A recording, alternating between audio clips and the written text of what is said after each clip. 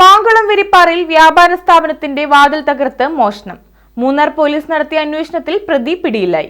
മാങ്കുളം മുനിപ്പാറ സ്വദേശി സോമൻ ഭാസ്കരനെയാണ് വിരിപ്പാറയിലെ വ്യാപാര സ്ഥാപനത്തിൽ മോഷണം നടത്തിയതുമായി ബന്ധപ്പെട്ട് മൂന്നാർ പോലീസ് അറസ്റ്റ് ചെയ്തത്. കഴിഞ്ഞ ഞായറാഴ്ച രാത്രിയിലായിരുന്നു വിരിപ്പാറയിലെ വ്യാപാര സ്ഥാപനത്തിന്റെ വാതിൽ തകർത്ത് ഇയാൾ മോഷണം നടത്തിയത്.